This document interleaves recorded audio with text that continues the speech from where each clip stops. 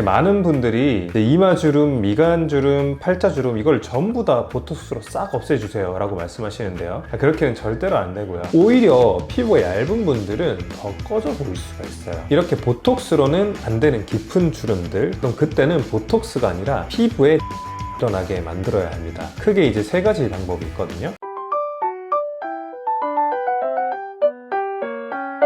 혹시 여러분들도 이런 생각 해보신 적 있으신가요? 보톡스 한 방이면 주름이 싹 펴진다던데? 이렇게 생각하시는 분들, 실제로 그런 효과를 기대하시는 분들이 많은데요. 근데 이거는 이제 의학적으로 보면 절반만 사실 맞는 얘기거든요. 그래요? 이게 어떤 경우에는 효과가 좋아요. 좋은데 조건이 안 맞으면 기대와는 전혀 다른 결과가 나올 수도 있거든요. 진료실에 오시는 분들 중에 이런 얘기를 되게 많이 자주 하세요.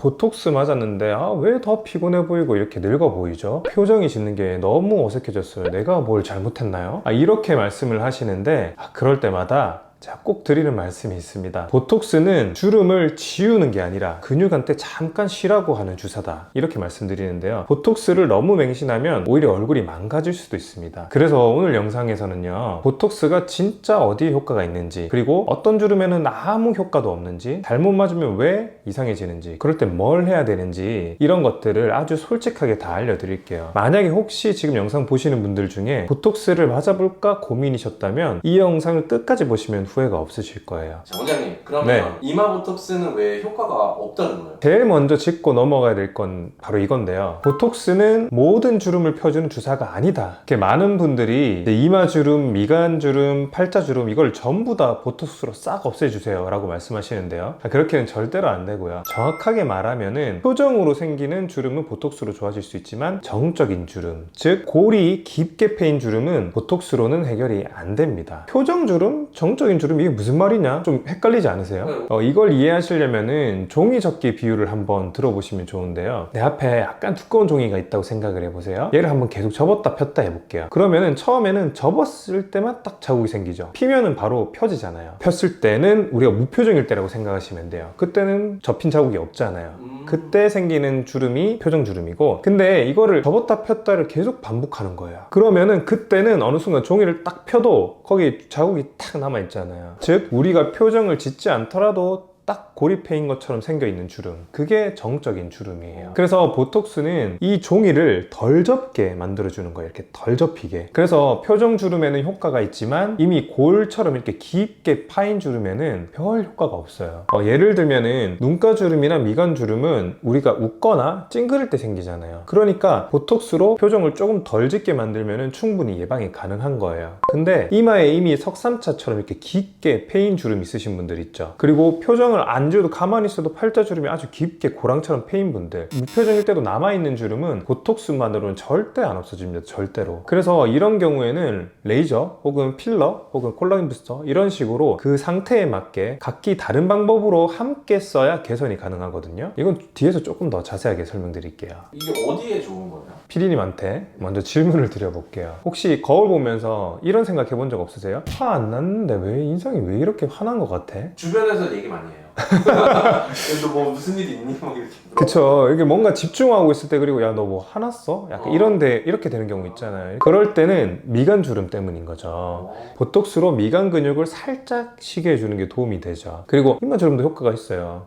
그래요? 아까 네. 안 된다고 그랬어요. 그쵸. 이미 생긴 그 석삼자 깊게 패인 주름 말고요, 우리가 눈을 크게 뜰 때마다 이마가 이렇게 쫙쫙 접히시는 분들이 있거든요. 그런 분들은 이렇게 보톡스로 미리 잡아주시는 게 좋습니다. 그리고 웃을 때 생기는 눈가 주름, 일명 까치발 주름인데 눈 옆에 이렇게 새 발처럼 생기는 그런 주름이 있어요. 네. 여기도 보톡스가 은근히 효과가 좋아요. 자연스러운 미소 유지하기 프로젝트가 바로 여기서 시작되는 거죠. 그 다음에 이제 얼굴형이 있어요. 얼굴형. 턱선이 자꾸 각져 보여서 갸름하게 만들고 싶어요 하시는 분들이 있거든요. 이런 분들한테는 이제 사각턱 보톡스가 정답이에요. 이 보톡스로 얼굴 근육을 살짝만 쉬게 만들어도 얼굴 선이 싹 바뀌거든요. 특히 이제 따뜻해졌을 때 이제 신부님들이 많이 찾는 보톡스기도 한데, 바로 이렇게 승모근 보톡스. 이것 때문에 목이 짧아 보여요, 이게 어깨가 뭉쳐 보여요, 막 이렇게 드레스 오프숄더 입으면 별로 안 예뻐 보여요, 이런 말들을 많이 하시거든요. 그런 분들이 보톡스로 정리하면 목선이 이렇게 싹 살아나거든요. 기린목이라 그러죠. 목도 약간 조금 길어 보이면서 스타일은 살아나는 거죠. 그리고 종아리 보톡스도 있어요. 다리는 전체적으로 얇은데 유독 이제 종아리가 튀어나와서 바지 핏이 안 나와요, 이러시는 분들이 있거든요. 이럴 때 종아리 보톡스 맞으면은 전체적인 라인이 슬림해지면서 되게 예뻐져요. 그래서 이건 힐을 오래 신는 분들을 위한 아주 좋은 꿀팁이죠. 마지막으로 땀, 특히 남성분들도 많이 고민이실 텐데 피디님 그런 거 없으세요? 이렇게 셔츠 입었을 때 조금 팔 들기 민망한 경우 없으세요? 가리고 다녀야죠. 그렇죠. 저도 막 회색 티 입었을 때 이럴 때 되게 해야죠. 힘들죠. 여름에 반팔티. 그리고 악수할 때 손이 땀이 많이 차서 좀 악수하기 민망해요, 이런 분들 계신데 네. 그래서 이게 바로 이제 다한증, 땀이 많은 건데 다한증도 보톡스로 치료 가능합니다. 이거 안 해보신 분들은 진짜 이거 펴는 건 모르십니다. 겨드랑이 보톡스, 손에 다한증 보톡스, 이거는 여름에 필수 시술이고 정말 많은 분들이 찾으시는 거예요. 그럼 반대로 원장님, 이마 보톡스가 효과 없는 사람들의 어떤 특징도 있을 것 같아요. 그렇죠. 원장님 보톡스 맞았는데 주름이 그대로인데 이거 잘못된 거 아닌가요? 이렇게 말씀하시는데 그럴 땐 제가 먼저 여쭤봅니다. 혹시 표정 안 지을 때도 그 주름이 그대로 있으신 거 아니에요? 만약 그렇다면은 그건 정적인 주름이에요. 즉 피부가 이미 깊게 꺼진 상태의 가능성이 아주 높은 거죠. 그런 주름은 보톡스로는 해결이 잘 안 돼요. 보톡스는 근육을 들쓰게 만들어 가지고 주름을 예방하는 시술에 가까운데 이미 깊게 팬 주름은 보톡스로는 잘 펴지지가 않아요. 그 주름은 피부 자체가 얇아졌고 파임의 문제이기 때문에 레이저나 필러, 재생주사 이런 다른 치료들이 필요할 수 있다는 거죠. 또 한 가지 이런 질문도 참 많이 하시는데 보톡스를 맞으면은 얼굴이 볼록해진다던데 이 사실이 맞나요? 이런 질문도 진짜 자주 듣는데요. 보톡스는 근육을 줄여주는 역할이라 볼륨을 채우는 효과는 없습니다. 오히려 피부가 얇은 분들은 보톡스가 볼륨을 꺼트린다 그랬잖아요. 그러니까 더 꺼져 보일 수가 있어요. 그래서 얼굴 볼륨이 고민인 경우엔 보톡스보다 필러나 콜라겐 부스터, 지방 이식 같은 그런 시술이 더 적절한 거죠. 보톡스 맞고 망칠 수도 있어요. 이건 슬픈 사실이지만 잘못 맞으면 망가질 수 있습니다. 근데 이거는 무조건 보톡스 때문은 아니고 어디에 얼마나 누가 맞췄느냐가 정말 중요해요. 제가 예를 하나만 들어볼게요. 이마 보톡스를 과하게 맞으면 어떤 일이 생기냐면은 눈썹이 내려오고 눈이 이렇게 무거워져요. 심하면은 눈이 이렇게 반쯤 이렇게 진짜 감긴 것처럼 보이거든요. 특히 이마로 눈을 뜨는 습관이 있는 분들한테는 정말 잘생깁니다. 그래서 이건 제가 진료실에서 꼭 이렇게 확인을 하는데요. 눈을 딱 뜨게 만들었을 때 이마가 이렇게 같이 살짝 올라가는 그 부위가 있습니다. 그 부위에 제가 손을 이렇게 탁 얹고 눈을 떠보세요 이렇게 말씀드려요. 그러면 이때 이마에 힘이 빡 들어가면서 눈을 거의 못 뜨시는 분들이 있어요. 이마를 꽉 눌렀을 때. 그 말은 이마 근육으로 눈 뜨는 비중이 꽤 크신 분들이거든요. 그런 경우는 보톡스를 아주 신중하게 들어가야 됩니다. 또 이런 경우도 있거든요. 사각턱 보톡스를 맞고 갸름해지긴 했는데 여기 우리 소위 말하는 심부볼 있죠. 여기에 볼살이 뭔가 더 축 늘어진 느낌이 들어요. 이런 분들 계신데 이게 피부 탄력이 떨어진 상태에서 근육만 줄어들면 생길 수 있는 문제인 거죠. 보톡스는 근육을 시기하는 주사라고 말씀드렸잖아요. 근데 근육이 줄어들면 그 위에 있던 피부가 나 이제 누구한테 기대지? 이렇게 되는 거예요. 그러니까 밑에서 피부를 지탱해주고 있던 게 근육인데 얘가 없어져 버리니까 피부가 더 기댈 데가 없는 거죠. 그러면서 얘가 그냥 앞으로 탁 쳐져 버리는 거예요. 그러니까 오히려 이제 심부볼이 더 심해 보이는 거죠. 그래서 얼굴 살이 작거나 탄력이 떨어지는 분들은 사각턱 보톡스를 단독으로 맞기보다는 다른 시술이랑 함께 계획하는 게 훨씬 좋습니다. 그리고 또 하나 자주 듣는 말, 보톡스 맞고 나서 웃는 표정이 너무 어색해졌어요. 이런 말씀 많이 하시거든요. 너무 자주 맞거나 너무 과하게 맞으면 표정이 이렇게 굳어버려요. 사람이 웃을 때 눈웃음이 없어지면 어때요? 이렇게 입만 웃으면 좀 얄밉죠? 한 대 때려주고 싶죠?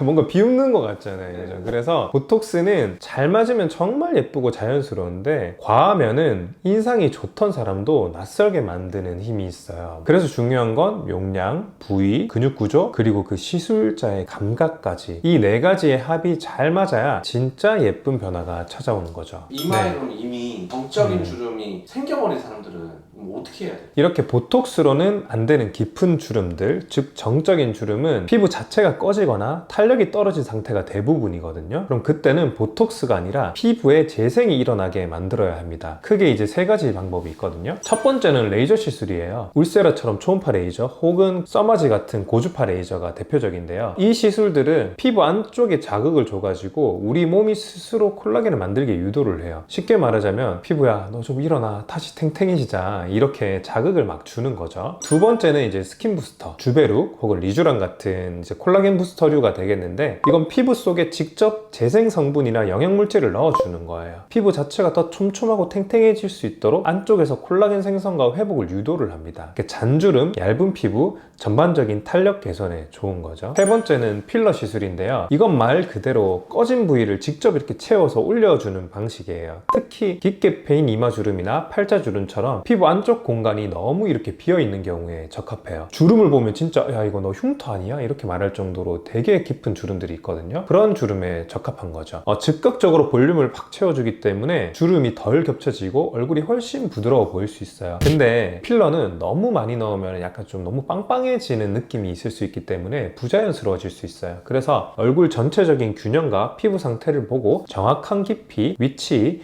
용량을 조절해야 되거든요. 그래서 꼭 경험 있는 시술자와 충분한 상담 후에 결정하셔야 됩니다.